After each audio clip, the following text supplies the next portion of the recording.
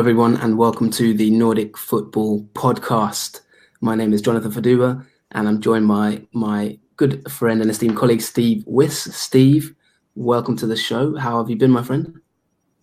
Well, I've been fairly busy. It's been the summer holidays over here, so I've had to be dealing with the kids and everything. And then I went on holiday to Wales, so I've been pretty busy, along with keeping my eye on all footballing matters in the leagues that I cover, of course. So, busy period, and we've not had a podcast for 2 or 3 weeks, so it's good to be back. How are you, my friend? Very well, and there's been plenty of developments in the last few weeks, so we're going to get into it. And we have a good show for you today. We have an exclusive interview, which we will talk about shortly. Before we get into it, though, we obviously want to thank our supporters, Y-Scout, who we are supported by this season. We've been running blogs every month, as you might have seen on our Twitter page at Nordic Footpod, or on our Facebook page, Nordic Football Podcast.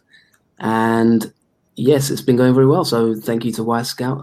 If you don't know them, they are the leading data and statistical analysis company in football. And they've been offering us access to their platform. And we're going to talk about the Norwegian and Swedish leagues, some stats. We're going to overview and look towards the final straight of the season with not too many games remaining now, just a few months. The title races are both looking very, very tasty indeed.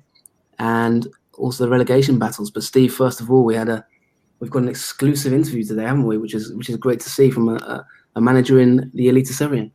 Yes, a very interesting character, Henrik Pedersen at Strømsgodset, who he's only 41 years old, but he spent nearly a decade with the Red Bull setups over in Salzburg, Red Bull Ghana, along with managerial experience in Denmark and Germany. So, yes, we're very much looking forward to hearing him on the Nordic Football Podcast. Yeah, and it's an exciting show because we, in the past as well, if you look through the archives, we've had many managers on the show from Sweden and Norway. So it's fantastic to have Henrik Pedersen on the show joining us shortly. Just a quick overview for those who may not be familiar with him. He's born in 1978, a Danish football manager, as Steve mentions there, currently the head coach of Eliteserien club Strømsgodset. Now, he's had a very interesting career, as Steve has mentioned. In 2014, he had his first job as a manager. He was manager of HB Køge in the Danish First Division until 2015. Then he was at Union Berlin as an assistant manager, where he was there until 2017. In May 2018, he was named the new manager of Eintracht Braunschweig in the third league of Germany. He wasn't there too long. He left in October 2018, and on the 20th of June 2019, he was appointed the new manager of Strømsgodset on a 2.5-year contract, and he is currently seeing out his first season there. So without further ado, Steve, let's get into the show and take away your interview, which I'm looking forward to listening to it as well. Let's get into it. And I'm delighted to be joined by the Strømsgodset manager, Henrik Pedersen. How are you today, Henrik? I'm very fine, thank you. So we've just had the international break, and after certainly a very busy August period with transfers, was it a relief to have a bit of time off from competitive football? Yeah, it was a very interesting window and a really good window for us. We're in a special situation where we're in the bottom of the league when I take over, and we have to do all things cheaper and we have to do all things better. So interesting month for me, yeah. Yes, unfortunately, right now Strømsgodset are bottom of the Eliteserien, but and you joined the club when they only had 10 points on the board, and it was a difficult situation. Just how hard is it to take over a team when they're struggling like that? Is it? I'm sure it was very challenging straight away. Of course, it's a really interesting situation to take over because when I came into a fantastic club, but a club in a trauma, and then with a lot of fear, with fear for the future, what happened in the future, with just a little confidence, because they are used to lose, they are used to don't play so well, they are used to that the life is tough and it's not going well. So the first thing I always said is the human come always first. So I have to start to work with humans to create accepting for the situation here and now, because I know without accepting for the moment we cannot create anything. So when I took over the first day, it was with a longer speak to the guys and to the club about the emotional influence of the biology, because if we don't accept the moment where we are, then we will never create any result. And the second thing was my playing philosophy. I have to integrate, and it's a playing philosophy that is where you need to be in the heart. You cannot be in your head, and those two things was my 2 step into the club. So. Yeah. Now, when you took over, the transfer window was still about 5 or 6 weeks away, but you've certainly been very busy in the transfer market. You've signed 7 new players since you first arrived, and there's been quite a few players go out of the door as well. Was it a case of you looked at the squad and you just thought simply some players weren't good enough? Or was it that certain players didn't fit your system, or that just simply some changes were needed to freshen things up, would you say? I think it's a good all 3 things, what you're saying. But before we could start the transfer window, I had 1 month, 4 weeks here, 3 weeks where I could see all the players in training, I could see all the players in game. So I had a really clear picture of the quality of the squad, and I have to think in 3 ways when I bring a squad together. One is we have to be effective. The other thing is I have to create more value. That means I need players I can develop and sell later.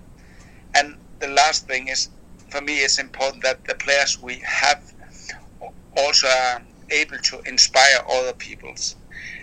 When they are playing in the stadium, the customers need to have a feeling I can identify me with the players on the pitch. So I look for the age, I look for the salaries, I look for my playing philosophy, and I look for how many players do we have we can sell later, because Godset is a club who has to sell players to earn money, and for me it's a really important part to rebuild the club again. Yeah, I mean, you talk about your own playing philosophy, and what would you say is the Henrik Pedersen philosophy? And I mean, I guess that the hard part here is you haven't got an awful lot of time this season anyway to implement it, have you? Because it's all about results and staying up. But I mean, you've had quite a history with the Red Bull projects. I do believe you even had a spell at Red Bull Ghana, for example. So you've had plenty of experience developing your managerial game. But just a brief insight into what your own sort of tactical and mental philosophies are. Yeah, I have. If we start with the playing philosophy. I was 8 years in Red Bull, and was also the head of global youth development. And so, of course, I have still a Red Bull inside me, with very aggressive ball-orientated pressing, very aggressive ball-orientated repressing, and then very quick offensive transition. But this is one part of it. And I always said we cannot use the summer jacket the whole year, so we need more jackets to develop a whole team who is prepared for different opponents and different phases in the game. But the basic was the pressing, the aggressive pressing, the aggressive repressure, and the quick transition. But we also work a lot to have the ball, because more of the team staying very deep when they play against us, so we need to have qualities also on the ball when to dominate a game on the ball. Yeah. So a general aggressive style with a lot of intensity. Yeah, I mean, I've been looking at a few statistics at your club, and one thing that really stands out to me is before you arrived, Strømsgodset were only winning 42% of their defensive duels. Since you've taken over, that figure has now moved up to 60%, which is a massive, massive difference. I mean, I'm guessing that's got to be, you were saying that aggressive style to get stuck in there, that's a big part of it, isn't it? Yeah, of course it is. And I always said I'm here to be effective to win games, as you said, but I'm also here to develop players we can sell. And I always said to the players, if you play a great defensive game, you'll never play a poor game. And I'm convinced that if the player learns the defensive things, then when the scouts are sitting in the stadium here in Godset, they will not say he is good, but he's only good on the ball sometimes. No, he is good, and he working always hard. So I try to use the playing philosophy to integrate the culture for what is okay and what is not okay. And when I came and the player was full of fear, then they have the focus for the mistakes. And for me, there is no mistakes on the ball. There's only poor repressing. So we have to change the mindset of the players. Where's the focus? And here is a big step. When you're under pressure and you feel fear, you have a lot of thoughts. When you have a lot of thoughts, you are in the past or in the future. And when you are in your head, then you always start to make evaluation. Oh, it was a good pass, it was a poor pass. It was a good finishing, it was a poor finishing.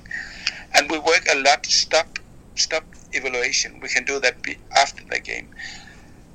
We are just in each situation, as the whole situation or a small situation in a game, to learn something. And we have to accept when we are making a goal, but we also have to accept when we play a ball to opponent. There is no different. It's test of us in each situation as a football player, but also as a human. So for me, there is a development of the playing philosophy as the basic for the culture, but there is also a big development of the player for the human behind the players. And that's why I have a lot of individual speaks with the player, because they also have to find accepting in themselves as a human behind the player. Because we all know when we have challenge, we have problem, then we always go back to the old pattern. And the old pattern is from the unconscious mind. And so I have to change the conscious mind so they find much bigger accepting for the situation. So it's going to be easier, it's going to be more fun. And so they start to find present in each situation instead of they are hard against themselves. Yeah. I don't know if it makes sense. Oh yeah, definitely. Now I did mention that you've signed 7 new players since you came in, and I just want to talk about a couple of them. The first being Duplex Schomba, who I personally have been very impressed with since he's on loan from Racing Club de Strasbourg from France.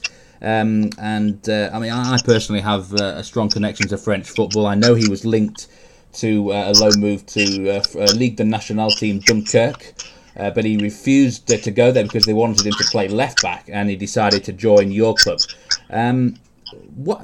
First of all, how did Duplex Schomba come to your attention, and what is he like to work with? Because he seems like a really good defender. For me, I have a clear profiling for each position, and when you have a clear profile, it's easier to find the players. And for me, I try to look where I have money to look. And here it was an option. Duplex, he has a good left foot. He is quick. He has a good heading, and he was tactically unstable. And I always try when I'm looking for players that they can 1, 2, maybe 3 really good things, and then there is something they can't. I don't like grey mouses, players who can a little bit of all things. And I think Duplex is a good example that his left foot, he's quick, He's good heading, and he has a big hunger. And he's fantastic to work with, and he grows for every day as a human, and special in the tactical way to learn to defend on a higher level. Brilliant, yeah. And just another player I want to talk about is the interesting swap deal you had with Sarpsborg with Moss and Salverson. And now this seems like a case. I actually think it looks like a good move for both clubs, actually, because Salverson really seems to suit your system well, doesn't he? And already scoring goals since he joined Strømsgodset, and his confidence seems really high. What is it about him that suits your system, do you think? For me, it was a case where Moss he wanted to leave because he was not able to train so much with this intensity. And for me, Salverson, he has a fantastic attitude. He has a fantastic mentality, but he's a hard-working guy, and he is really good in the penalty area. And he has a good heading, and he has a good left foot. So I like him first because his left foot, his ability to make goals, his heading in the box, and his hunger also. And then his potential is big because he do a lot just from his instinct. His conscious mind about football was not so big, so the potential to find right position in the box, to find right position when we are on the ball or without the ball. So I see he has a good basic, but also a big potential. Yeah, he looks like a very good signing so far for you. Now you're in this relegation battle. You've got 10 games left to save yourself. Probably one of the big problems you've got to try and solve is the Strømsgodset away from home issue, which has been a problem with this club for, well, a good 3 or 4 years now. Only won 9 of the last 55 away matches in the Eliteserien. I have noticed that since you've taken over, it's only a small sample size of games, but your possession away from home is significantly improved compared to previous Strømsgodset sides. Do you have a plan to improve these away results? Because you're probably going to need a few points away from home, aren't you? Yeah, it's in the moment we are really strong at home, and when we play away, we have the ball really much, and we're in the last 3-4 games. The Viking game was not good, but the other games we play well, and we are dominating the games, and then. Yeah, especially when we are losing the ball, we had some problems. And then in all the away goals, most of them are coming from 1v1 situation. So in the moment, one of the biggest priority we have is 1v1 defensively. Because I can see when we take the 1v1 defensively out of the goals against us, I don't know why, but also away we can reduce a lot of goals. So we are working in the moment to be more effective, to dominate the games, to not just dominate with the ball. We want to have result with that. And we're working a lot to prepare when we are losing the ball, to have not only at home but also away, to have a very aggressive repression. And then we're working with the 1v1 to defend own goal. So I can see that the players are not afraid. They are confident to play away. And I can see when we are 1-0 down, we still have changed the mentality. We don't make the evaluation. We just go further. And we also show that in the last game where we were 1-0 down, came 1-1, and then in the end we lost 2-1. So I think we come closer and closer to have a away win. Yeah, it's going to be interesting towards the end of the season if you can improve on those away results. Now, and just finally, the club you're at, Strømsgodset. Apart from Rosenborg and Molde, they were actually one of the most recent sides to win the league in Norway. It's a big club, isn't it? And for you yourself, the potential of a long-term project here. I mean, if you manage to keep them up this season, the future. I mean, there's quite a lot of potential with Strømsgodset, isn't there? Almost like a sleeping giant in Norwegian football. Yeah, for for me, the first step is to rebuild the club, and for me, it's to create a financial basic again, and that's why the squad now we have made that younger, better, and cheaper, and this is the first step. And now we have to integrate the playing philosophy, and then we have to do all what we can to stay in the league. And when we are so far in winter, then I'm really looking forward for the new season. We will maybe sign some new players, and here we will take the next step over the long winter period.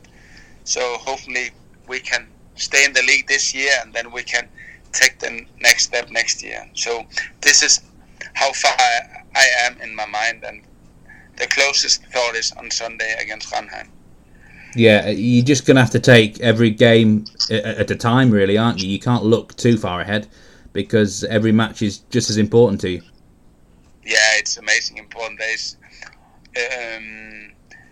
All games have the same. It's the same.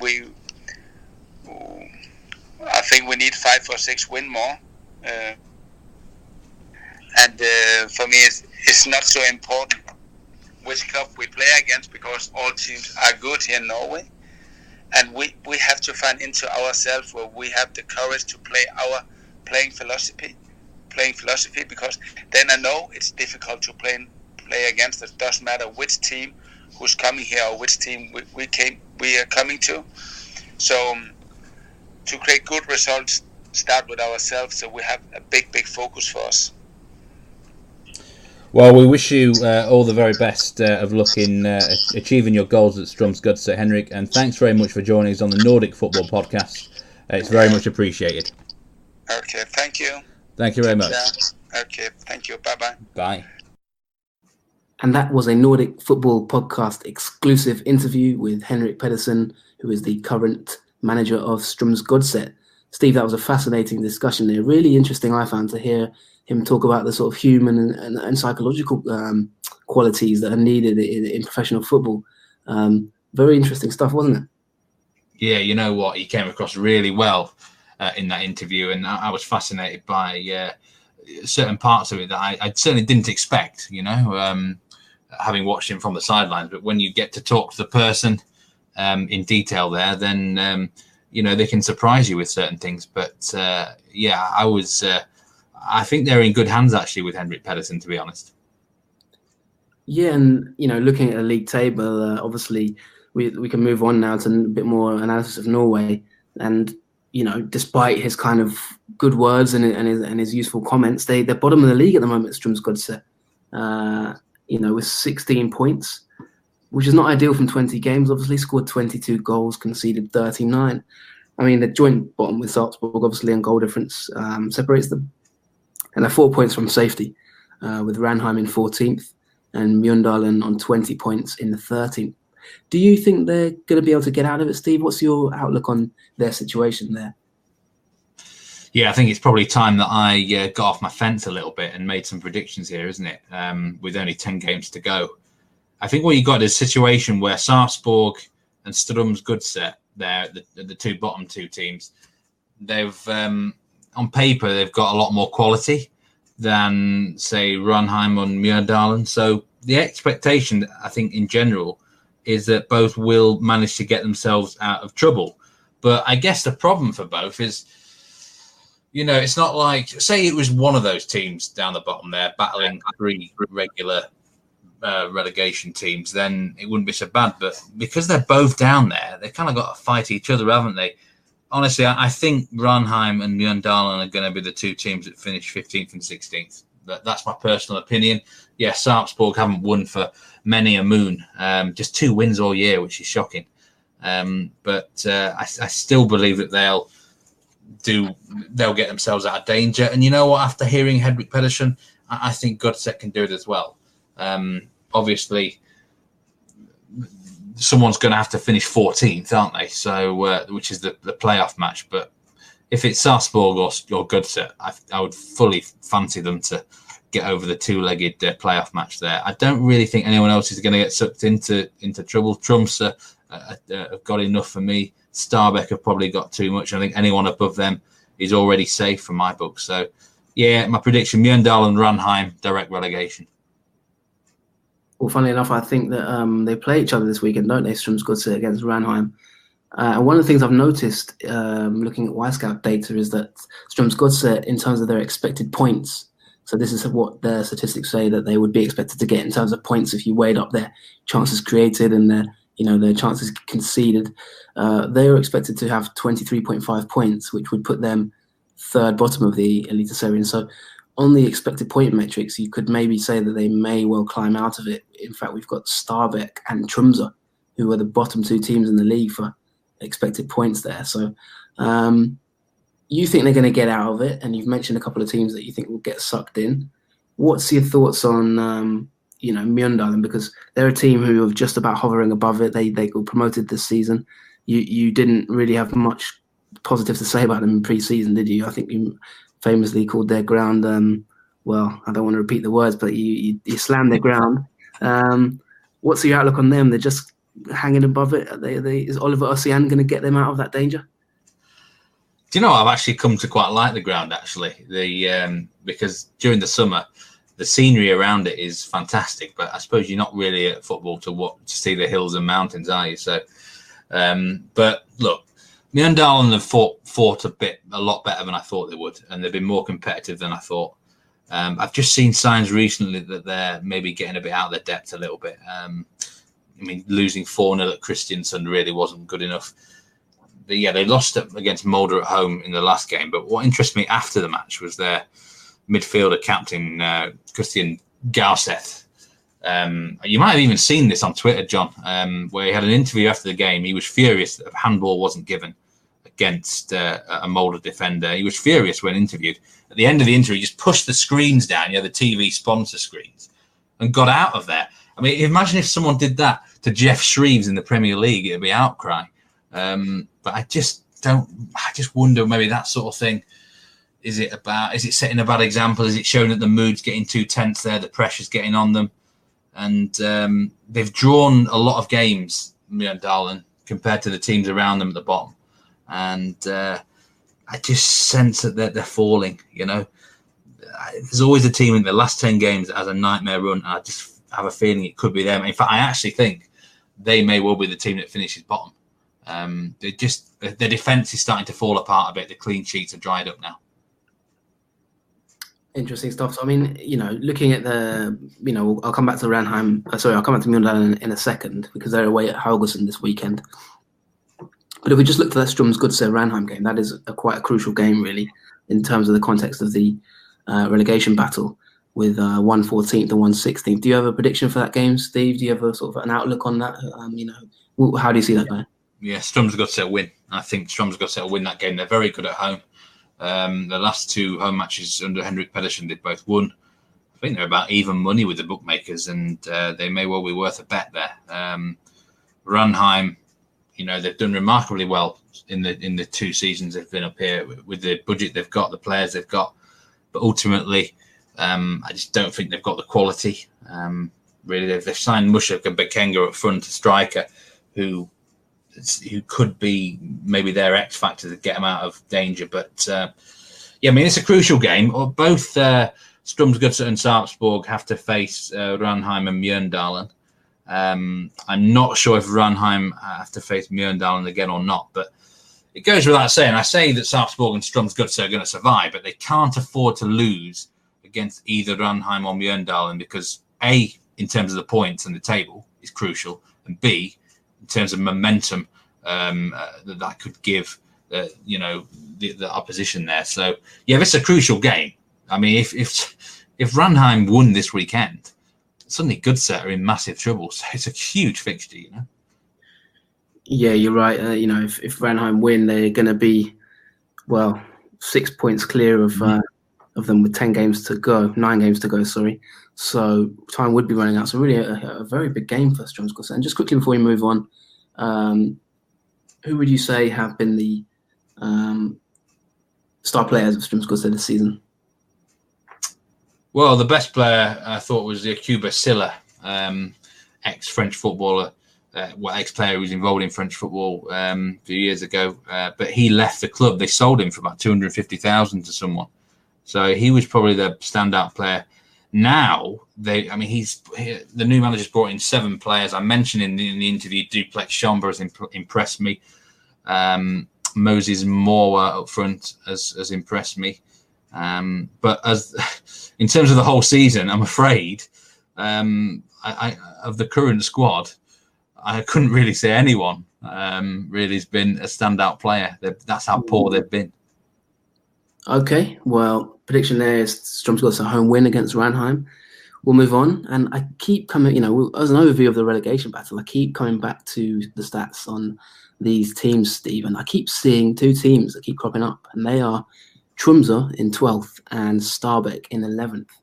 Now, with 20 games played in the season, a 30-game season, of course, Tromsø have the worst expected goals against, with 38, by some distance, by the way. The second worst is 31.9, that's Christiansen. So that is miles clear with 38. They've conceded 40 goals, which is the worst in the league. Strømsgodset with 39, conceded Mjøndalen 37. And, they're struggling. They seem to be struggling in all areas now. What can you say about Tromsø, Steve? What are you worried about them at all? Obviously, we interviewed their manager earlier in the season, which you can go back and listen to on iTunes or Spotify. Are you worried about them at all, Stephen? No. Stabæk, I'll tie them in as well. They've got the lowest goals scored in the league and are really struggling as well. They've got the lowest ball possession in the league as well as one of the statistics, with just 43% on average ball possession. What are your thoughts on those 2 teams, and will they get sucked in, or you're okay with them? No, I said at the start of the season, with Simo Valakari in charge, there's no way they'll go down. It's like, in Premier League terms, if Sam Allardyce was in charge of someone, you just say, no, they're just never going to go down, are they? It's like Sean Dyche at Burnley. You just feel with him in charge, it's not going to go down.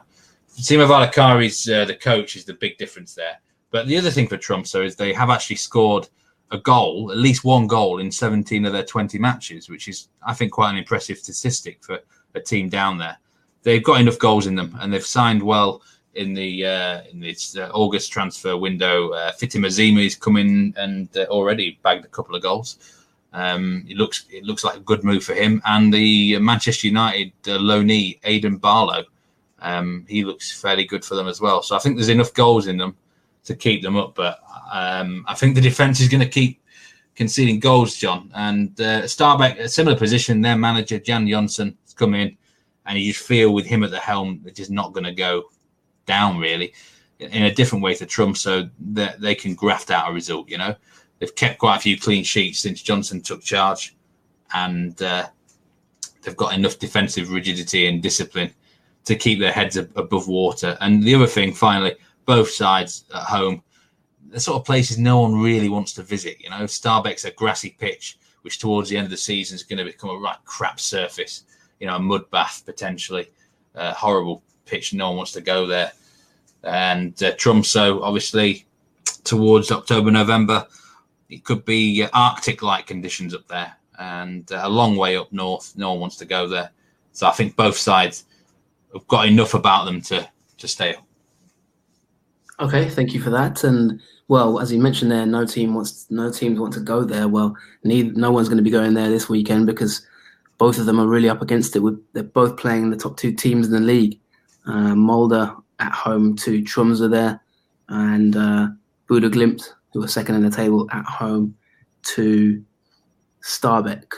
One final point there on Stabæk before we move on, maybe more encouragingly for their fans, they have the most through passes in the league this season. So obviously they try and play a smart game, and the 227 through balls, obviously they're trying to work their way through and not just hoof the ball maybe.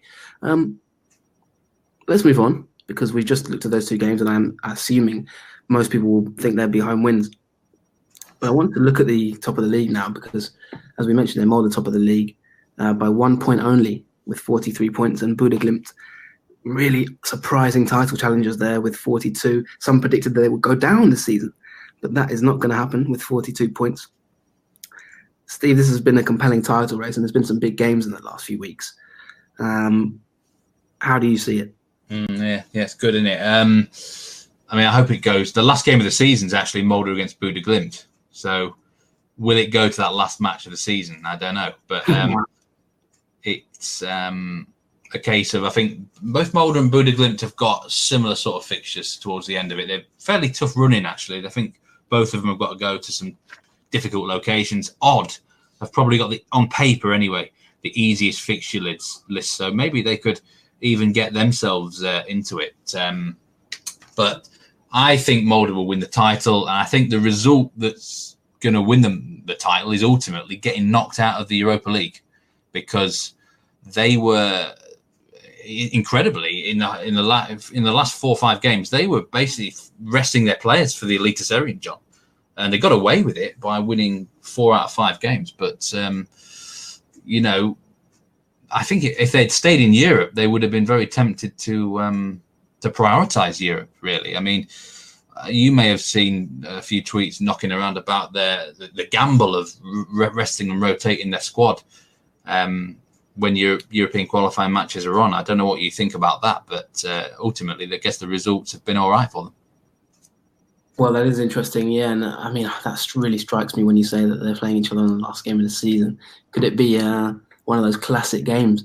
We'll wait and see. I mean, looking at some of the statistics on these two teams, obviously Molde have the most goals scored with 46.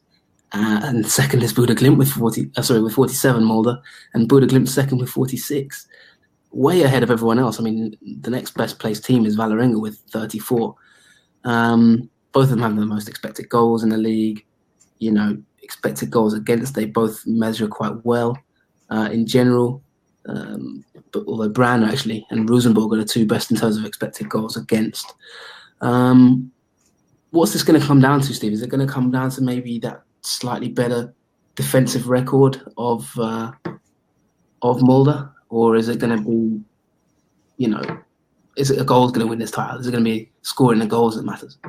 I think the big difference is going to be squad depth, actually, John, and that is where Molde piss all over everyone in this league, apart from maybe Rosenborg anyway. They've got massive, great depth in all areas of the squad, and this is actually where the coach Erling Moe, who took a fair bit of criticism for these rotations in the Europa League, but ultimately it might prove to be a complete masterstroke, because at the end of the day, what he's given minutes to players who wouldn't normally get minutes, right? But they've actually won matches by doing it, and that could be absolutely crucial down the stretch. And inevitably, both these teams will get injury suspension somewhere. If you're bringing someone into the team who has actually contributed and in a winning sides, then that's got to be a big mental boost both for the player and for the coach and for the whole club. He can rely on his sort of reserve players to get the business done, because they've proven they can get it done. You're looking at Bodø/Glimt. They've hardly changed their team all year. It's basically the same 11 every week, bar 1 or 2 changes. They've not had too many injuries, suspensions to deal with. What happens if Håkon Evjen goes down? What happens if Amol Ayuni is injured? Can they survive that? I really would question it. And the players that are coming into their team, would they be able to, to play at the same sort of level? I'm not sure. So in the end, it was a massive risk for Erling Moe to do this rotation. But I actually think long term, that's going to be the big difference between the teams up there, the squad depth of Molde. Fascinating. Yeah, that's really, really interesting to know. And I think one statistic that steps out to me with Bodø/Glimt, just as before we move on, is their 1v1 dribbling is by far the most successful in the league, with 649 successful dribbles. Second best Haugesund with 585. They average 30 dribbles per game, Bodø/Glimt. So they really are an enterprising team. And of course, I enjoyed your blog, West for Wisecout, on Håkon Evjen and a few other names in the Eliteserien. The transfer window is shut now. Was there any, eye-catching departures that caught your eye? Is there any big moves that we should look out for that could shape the next 10 games? Well, I mean, in terms of big moves, there wasn't an awful lot out there, to be honest with you. The most active teams were Sarpsborg and Strømsgodset, who I think added about 7 players each, along those lines. In terms of big moves, I suppose you could look at Rosenborg. They brought in striker Bjørn Johnsen, who is a Norwegian national team player. and obviously Nicholas Bentner has finally left the club to FC Copenhagen. In terms of big standout moves there, I mean, there weren't an awful lot really that stuck out to me in this window, in or out really. You could argue a couple like Azuka way back in the summer, but it wasn't such a dominant transfer window in terms of catching the starlight anyway. Great stuff. We shall see how that goes. And obviously, before we move on, just to recap the top scorers of this league, Briof Borven of Odd, who are still in this title race, by the way. Omiwenfo with 11, Borven with 13, Lecky James with 10, who's the third top scorer at Molde, Emil Layuni of Buda Glimt with 9, and Magnus Wolf Eikram with 9 as well. We're going to wrap it up, I think, shortly, Steve. Is there any other teams you'd like to just quickly focus on before we move on? Looking at the games this weekend, we've got Rosenborg, the Bentnerless Rosenborg now. He's left the league, hasn't he? He's gone to FC Copenhagen. They are at home. And there's a few other games to maybe look out for. Anything caught your eye? Well, I think what I've got to mention before we move on is the Norwegian Cup. And that is now reaching its quarter-final stage very soon, I think. And I would say the team that's favourite to win that cup is probably Odd. So even if they don't win the league, they may well get something out of this season. And the next round of that, I think, is 25th of September. So that's a competition which I don't usually talk about cups too often on this podcast, but I will be talking about it from that quarter-final stage onwards. In terms of the league itself, obviously, it's dominated by top and bottom, isn't it? In the middle there, you've got, Rosenborg, the big focus for them is going to be on the Europa League, I think. I suppose it wouldn't be a Nordic football podcast without me mentioning Vålerenga, would it? And I'm actually going to attack them again. They've been absolutely pathetic since the summer break. Some horrendous results and performances. They lost to Godset. They only drew against Stabæk, lost against Haugesund at home, got hammered by Buda Glimt, and then they couldn't even beat 10-man Rosenborg. So, look, Ronny Deila, honestly, should he still be in a job? Because they should be doing an awful lot more with that club. So I'm very disappointed with Vålerenga right now. And this has happened numerous times in the last 2-3 years. Not good enough, I'm afraid, for the players that he's got in that squad. Well, that's a question we'll open to the audience. If you follow us on Twitter at Nordic Footpod, give us your answer on Twitter. Vålerenga fans and fans of other teams, should Ronny Deila still be in a job? I mean, he's been there since 2017. I know you've talked about him numerous times and really not been too satisfied with the performances there. Should he still be in a job? Send us your tweets and comments and let us know yourself. I think we're going to wrap it up there, aren't we, on Norway now? Just to point out, by the way, that Vålerenga are away to Strømsgodset on Monday. Do you have a prediction for that game, Steve? Just quickly. My prediction is over 2.5 goals. And you know what? I'm going to say Sarpsborg win the game 3-1. Okay. So, yeah, I mean, at the moment, Vålerenga just don't look anything like they should be. So maybe the international breaks help them out, but I think Sarpsborg can get a rare victory in that game. So, yeah, that pretty much covers the Norwegian section. We're going to talk a little bit about the Allsvenskan now. So join us after the break.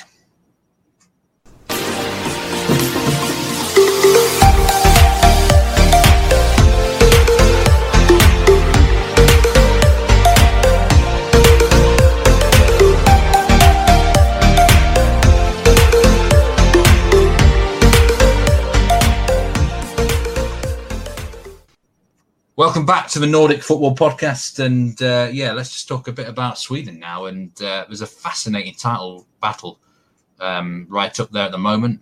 4-way battle, you could even call it potentially 5-way battle. But Djurgården are top by 1 point to AIK. Malmo are in third place, just 3 points off the top. Häcken are only 4 points off the top. They're kind of getting back into the race, aren't they? But Djurgården were going really well. They claimed a crucial win, didn't they? 1-0 away at Malmö, but then lost the derby curse against AIK in the previous round. But I suppose what that result has done, John, it's really tightened things up again. It's an absolutely intriguing battle, isn't it?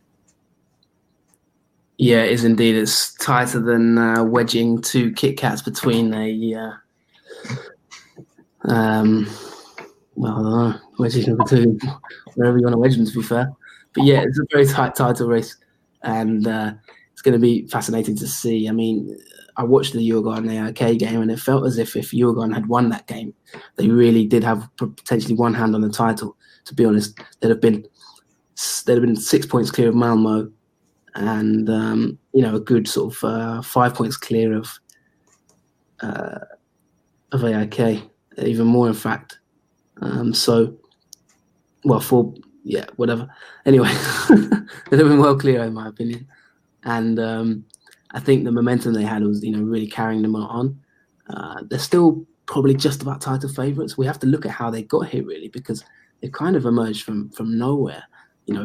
We talked about sort of E14 Norrköping at one point. We've talked about Malmö who've had a good run at times. We've talked about AIK who are the champions, and Djurgården just seem to plug away, tick away, and now top of the league now with not too many games remaining. We're in the final stretch. But yeah, that setback, losing the Stockholm derby, maybe just will give them a bit of a wobble. And they've had a lot of time to think about that, obviously, with the international break.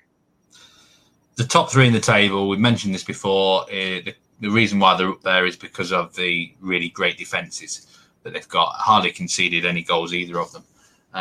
But, I mean, are we in a situation now? Who do you think is going to win the league, John? And, I mean, look, from I'm not a neutral by any means, but from someone who's looking into the league and knows a bit about it, but not maybe as much as you, I just see it like this could maybe develop into an AIK against Malmö title race. Have Djurgården got the bottle to keep going in the last 8 matches?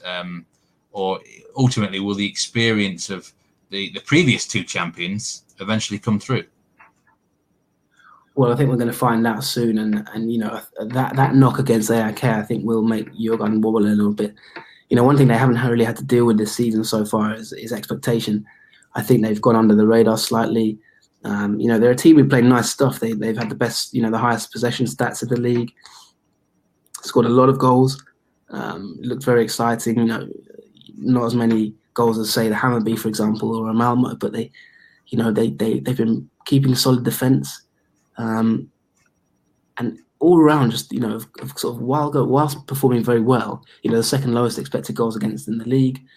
While they've been performing sort of just consistently quite well, they've still gone under the radar because of the maybe more glamorous teams. What's going to happen now is obviously because they're top of the league and they've been there for a few weeks now. I think the pressure will just slowly start to rise on them, and maybe that was a little bit of what happened in the AIK game. I think AIK just had that little bit more now. So it was quite a drab game, to be honest. I didn't think it was a very particularly high quality match, if I'm being totally honest. It was settled by one goal. But yeah, the pressure will now be rising on Djurgården, and there's been a few little things coming out as well recently. Obviously, Buya Toure has kind of made it clear he won't be probably returning to Djurgården at the end of the season. Of course, you may remember he's on loan. They've brought in Emir Kujovic, who will kind of maybe compete for that sort of forward spot in the transfer window. But yeah, the pressure will rise on them now, and I've got to say, I think I look at Malmö really, and I still think they're the team to beat, to be honest. 5-0 winners at Kalmar in their most recent fixture, just absolutely battered them. And at times they really, really look, they're starting to sort of get into gear.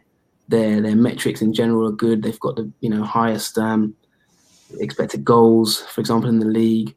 That kind of thing. They're looking quite ominous in the way they're just hanging in there. They've got the lowest expected goals against. So I think if you look at the underlying statistics, you'd probably say you favour Malmö. But we can't write off AIK as well. They're the champions. And I think Djurgården, they might like to just be underdogs. I don't think they'd mind, for example, if they drew a game and were second for the last 7 games and just, could ease the pressure a little bit. I think that might suit them, to be honest. But we shall see. Also, Kim Bergstrand as well is quite new to kind of competing for title races, whereas, Uwe Rosler and obviously Rickard Norling have been there before. So that might be another factor.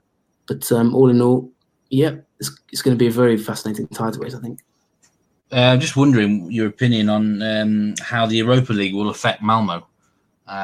Is that going to be a negative for them in this title race? And also, are we discounting Häcken too easily? Because, I mean, this match at the weekend, Häcken against AIK, if Häcken were to win that, they would move level on points with AIK. So, I mean, is this a team that we can't discount too quickly?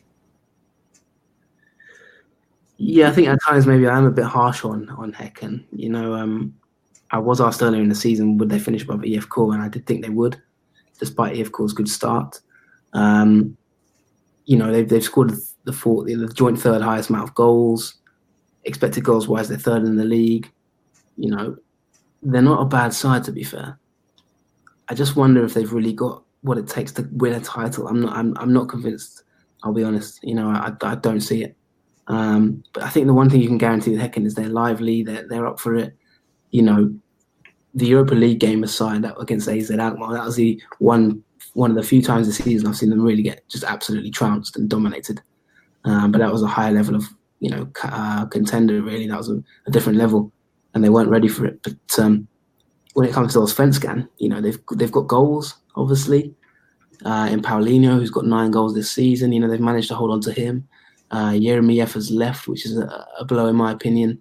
I just wonder if they've got what it takes to see out the last 8 or 9 games. I can't see them going on a sort of 7-8 game run of wins. That's the thing. Can they beat AIK? Possibly. You know, it will be a tough match for them, and you know, obviously there's a bit of history there with the manager who's been there before. But no, I think really they've got to look at Europa League and, you know, just securing that Europa League spot rather than winning the title, if I'm perfectly honest. And Malmo in Europe, is that a negative for them, or are they have they got the squad depth if needed to rotate? No, I think they're used to it. I think there's only there'll be sort of about 4 or 5 games before the season ends in November. So, you know, that's not that many weekends really to sort of come back. You know, you can play 3 games in a week, I'm pretty sure. I don't think they'll really massively prioritise the Europa League if it comes to it. I think if they need to, they'll be pragmatic. You know, if there's a game coming up at a weekend and they need to focus on it, then I could see them resting players. They've got a decent squad. So I don't think, you know, they're in a situation where they need to worry too much. I don't think it will affect them massively because I think they will really want to win the title. There's been a lot of comments after the recent games, a lot of mind games flowing around. If, you know, one of their players said that, you know, Djurgården were going to win the title, maybe trying to put a bit of pressure on them. You know, there's been a few little comments here and there that have made, you know, this title race a bit more tasty, really. And, you know, the likes of Marcus Rosenborg is never afraid to come out with a comment. Uwe Rosler as well. So, you know, the problem with Malmo maybe is, you know, before that game, there was a little bit of pressure on Rosler.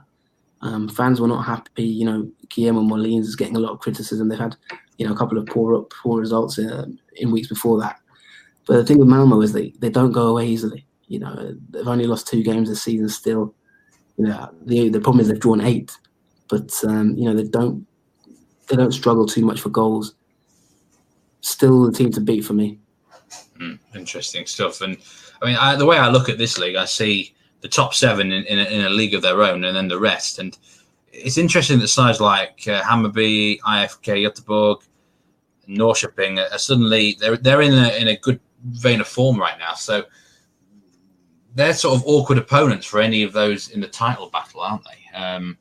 But then at the other end of the spectrum, if you're playing any of those what I'd call bottom 8 or 9 teams, you really would you be expecting an easy 3 points? Yeah, it's a good point. And, you know, there's been a lot of kind of, well, not strange, but kind of big results of late. You know, if we look at recent results, for example, just even in the last sort of 2 match days, you've got Häcken 4 and Falkenberg 1, Kalmar 0, Malmo 5. You know, you've got the likes of sort of IFK Göteborg 4, Kalmar 0. You know, Norrköping 5, Helsingborg 0. You know, there's been a lot of big defeats. Malmo 5, Falkenberg 0, Djurgården 3, Eskilstuna 0. Do you know what I mean? There is a bit of a disparity between, you know, you're getting into a situation almost like the Premier League where you've got the top 6 and the rest, to be honest. Top 7, top 6, 7, and then the rest. Even if you go back to sort of match day 9, Djurgården 4, Sirius 0. There's just a lot of beatings are going on at times. Häcken 4, Sirius 1. So, there's a few teams that are kind of opening themselves up as kind of the battering rams of this league, and the teams at the top are really taking advantage of that. Yeah. So your prediction is Malmo to win the title then? I think if I had to put my neck on the line, I feel like Malmo are the team that you can rely on. I'd be surprised if they won the title. I think they've been very, very good. Elliot Kack, for example, has bagged 5 assists. They've got goals from all parts of the team. The left flank, I think they've put in more goals than anyone else down that side. They have a high focus on that side. They've got goals all over the team, really. They're not kind of like a Hammarby where Tankovic is their main man, or IFK where Robin Sood is their main man, or Norrköping where Jordan Larsson was their main man. They can spread the goals around, really. Djurgården, you've got Buya, you've got others who can chip in. So, from that point of view, I'd be positive about them. But Malmo, I just think, 40 goals scored, 14 conceded, highest XG by miles. All these kind of things are in their favour for me, and they've got that know-how, they've got that experience, they've got the expectations. I would have them as slight favourites. They need to find someone. By no means over, obviously. If you look, like you said, there's only 3 points separating all the top 3. So this is by no means over. They need to find someone who can score a penalty. It seems they must have missed about 5 or 6 this year. I'm not sure how many, but crucial ones as well. That's cost them points. So that's an interesting factor. If they don't win the title, they can probably blame some of those. But, let's have a look at the bottom of the half of the table now, and there's all sorts going on here. There's managerial changes, court cases, and, some absolute sacks of shit, I'm afraid, down at the bottom there as well. So, take us away. Where we're going to start here then? Let's start with some of the managerial changes with these teams. Yeah, there's been a few changes. Henrik Larsson, hello and goodbye. Didn't last too long. Helsingborg are now into their 3rd manager of the season, and it's another sort of former Premier League name. It's Olof Mellberg, who was previously Aston Villa. He's come into the spotlight and taken over from Henrik Larsson. They're kind of not been in the greatest of run of form of late. Had a couple of beatings, as I mentioned there just earlier. And he's returned to maybe try and steady the ship. Henrik Larsson actually left citing personal insults. I did mention there was a bit of a history between the two teams, between the fans and Henrik Larsson, obviously, him having been their manager in 2016 when they were relegated. And they never really got over that, season, to be honest, in terms of their relationship. It was a total breakdown. It was very surprising that he really decided to go back there, I'll be honest. And even when he joined the club again, there was a lot of rancor, really. Fans were not happy for him returning. So he was always under pressure from day one in that sense. And he basically got to a point where he said, I don't need this, enough's enough, and left. And it's a sad way for it all. And really, I can't imagine him hopefully going back for the 3rd time. But they do say never go back to your ex, don't they, Steve? They do say that. And I have to wonder, was he a failure in this spell? Because I think he joined them and they were like 1 point clear of the drop zone. Well, they're actually 5 points clear now. So he weren't, in terms of results, they weren't that bad, were they, under Larsson? I mean, by sheer default, I suppose. But it sounds like that he was never going to work again there. So they simply had to move on. But you would expect Helsingborg to survive now, wouldn't you? I mean, even if they're not that great of a side, there's just simply an awful lot worse down there.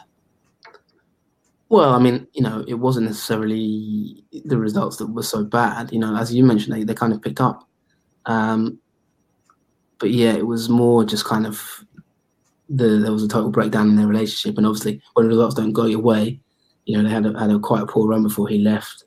I think the worst one was being beaten 4-1 by Örebro. That kind of set it up, to be honest. That was the beginning and the end, I think, really. A very poor result at home. And from there, it was kind of downhill, and they never managed to sort of pick it up. The last win for Larsson was against Sirius back in July.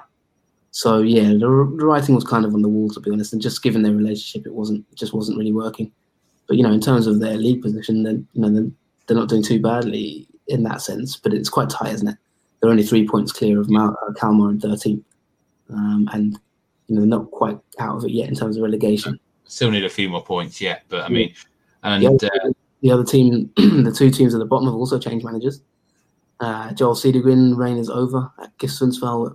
This is the end of an era, really. Lost their assistant manager. He was the Spanish coach who implemented their fantastic style from last year. He went to EFK Göteborg in the summer. And then, obviously, the loss of Linus Hellenius. Sorry, he left at the beginning of the season. Then Linus Hellenius went to Apoel in the summer. Their top goal scorer, their main man, really, their talisman up front. And they've just got worse and worse. And it's been a really, really catastrophic season for GIF Sundsvall. 12 points. And, they look like they're going down, to be honest. Cedergren was sacked. They've brought in a new manager now, and it's going to be up to him to see how he can really recover, because they're looking like they're in big trouble. There's quite a few teams looking in big trouble down there. AFC Eskilstuna, the team there that have changed their manager, and no surprise, is it? There was all sorts of vile goings on there. I seem to remember there was a similar position that they were in the last time they were in the Allsvenskan. They hired Michael Jolly around this sort of period, maybe a little bit earlier in the campaign, but it's like a never-ending merry-go-round for them. And then moving up the table a little bit, there's a court case involving one of the owners of a club, John. Yeah, well, one of the interesting things recently is EFK Göteborg were actually were given a fine to 25,000 Swedish kroners for insulting banners when they played AFC Eskilstuna at the end of July, calling them all kinds of things in the banners. And I think a lot of fans in Sweden will be quite happy about that, to be honest, because they're not the most popular team. But yeah, they'll probably take that fine and won't be too bothered about it. But they've changed their manager. I mentioned on the last podcast that their recruitment in general is just extremely random.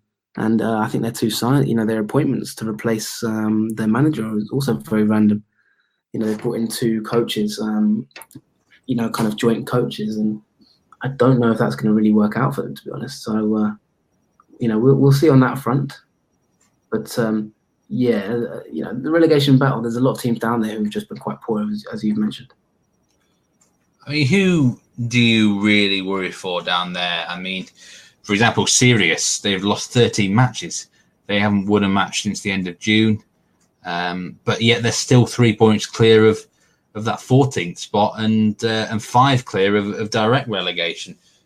If you had to pick, do you see a way out for the current bottom two teams, AFC Eskilstuna and Sundsvall, or are they direct relegation fodder? And then I guess for the third spot, it could be anyone still. Being honest, I don't see a way out for the bottom three. I think the bottom three will stay the bottom three. Falkenberg are the only ones who could maybe, with a bit of a run, they're not as turbulent as maybe, Eskilstuna and GIF Sundsvall. I really, really fear for Eskilstuna. I think they're pretty much... we'll see how the new coaches do. It's very difficult to kind of judge them because I don't know too much about them. But I think they will struggle. When it comes to Falkenberg, I think they've just got that little bit maybe more solidity. At times they've not been too bad. We've talked about them a little bit in terms of, early in the season their expected goals was actually very high compared to how their league position. It's fallen away now. They're sort of, mid-table for expected goals. But you've still got Östersunds at the bottom of the league for expected goals, in fact. And the bottom three there would be Eskilstuna, GIF Sundsvall and Östersunds. And in terms of expected goals against, you've got, again, Eskilstuna and GIF Sundsvall, the worst two teams in the league. So, yeah, I really see them as contenders. Falkenberg's stats actually suggest they would be more of a lower mid-table team. They shouldn't really be down there if you look at the metrics.